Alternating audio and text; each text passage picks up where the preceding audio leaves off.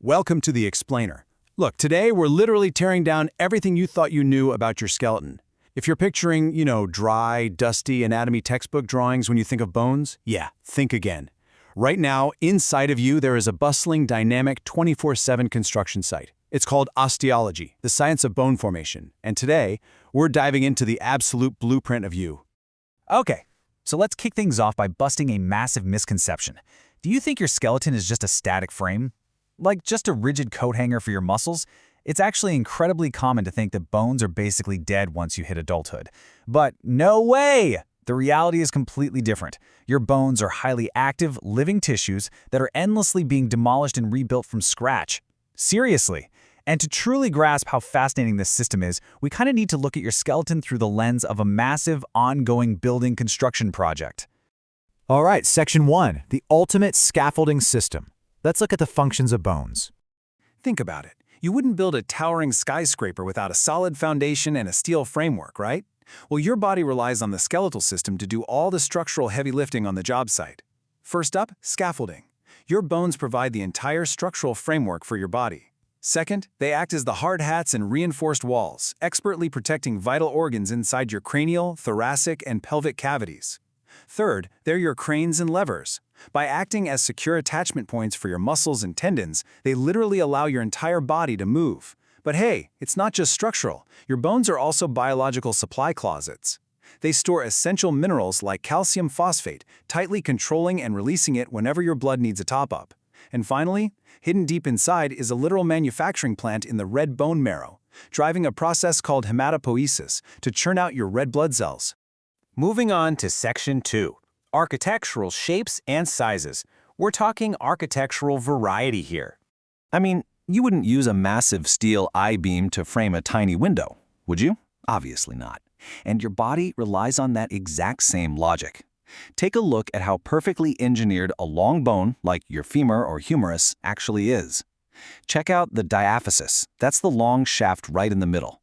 It acts as the main support column, and it's made mostly of dense, incredibly strong compact bone that wraps securely around a central medullary canal filled with yellow marrow.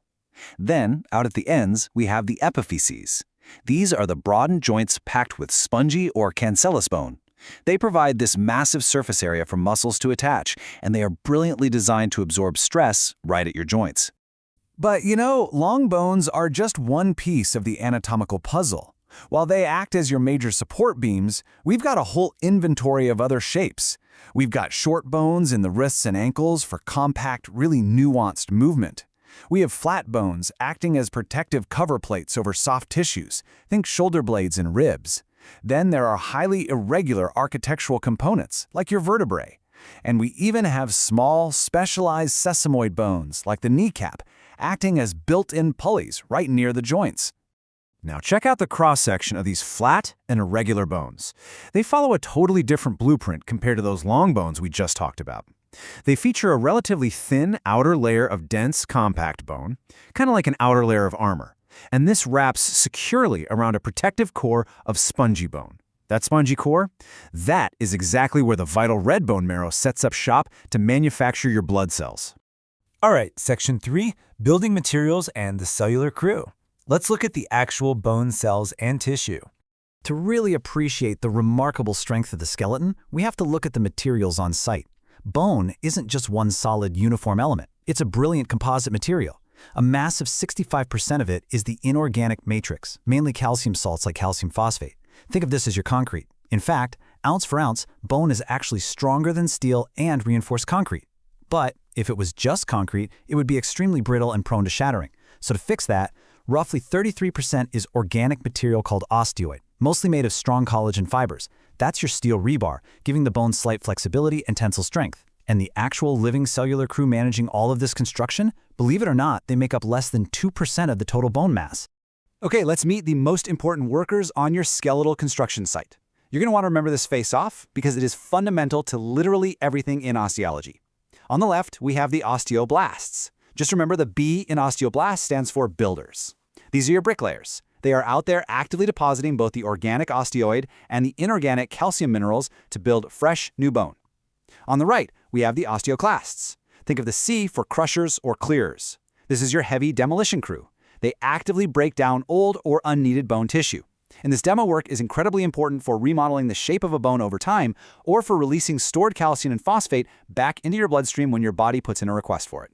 But wait, what happens to the builders when the concrete pours and hardens right around them? Well, they actually become osteocytes. As osteoblasts deposit new bone tissue all around themselves, they eventually get permanently trapped inside tiny pockets within the growing bone matrix. At that point, they differentiate into mature osteocytes.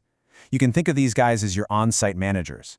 They sit in their little microscopic offices, getting nourished by tissue fluid flowing through tiny radiating canals called canaleculae, and they just continuously monitor and maintain the structural integrity of the tissue around them. Pretty cool retirement plan, right? Which brings us to Section 4, breaking ground. Let's talk about bone development. So, how does the building actually go up in the first place? Well, this process, called osteogenesis or ossification, begins way before birth and actually isn't fully complete until right around your 21st birthday. And brilliantly, your body uses two entirely different biological methods to erect a building, depending on what kind of bone it needs to manufacture. The first method is called intramembranous ossification. This is exactly how flat bones, like your facial bones, cranial bones, and collarbones, are made. Think of this as building from scratch by pouring concrete directly into a flexible connective tissue membrane. It kicks off when unspecialized embryonic mesenchymal cells gather together and differentiate into our builders, the osteoblasts, in an area called an ossification center. These new builders start secreting the osteoid matrix. As they get trapped and become those manager osteocytes, a spongy trabecular matrix forms around the local blood vessels. Finally, the outer layer, the periosteum, secretes a hard layer of compact bone directly on the surface to finish the job. If we trace this journey visually, notice how the unspecialized mesenchymal clusters transform directly into a superactive bone-secreting hub. As the osteo units merge around the capillaries, it creates a highly vascularized, spongy bone matrix.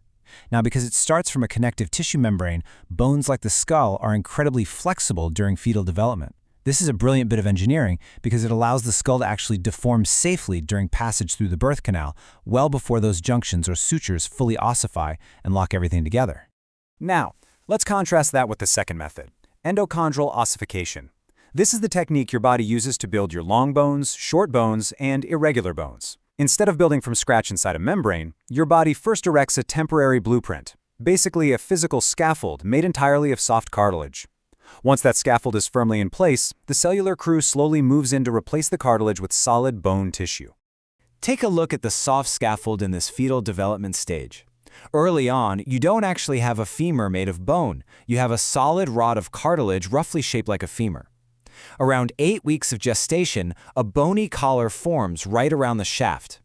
Then, the blood supply infiltrates the area, establishing the primary center of ossification right smack in the middle.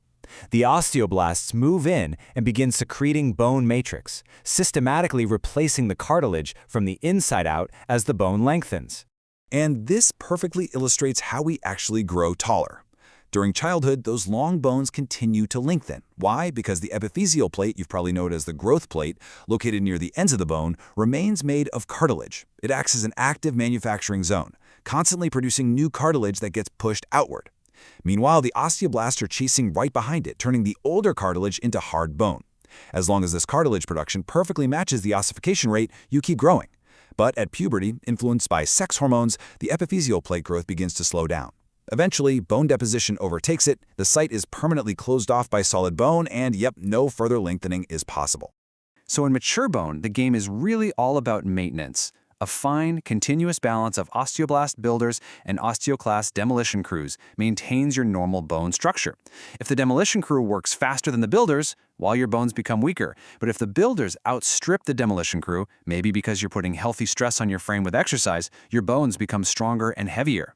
So if your skeleton is a 24/7 construction site, endlessly tearing down and rebuilding itself, what are your osteoblasts and osteoclasts remodeling right now?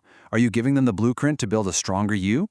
Definitely something to think about the next time you move. Thanks for joining me on this explainer.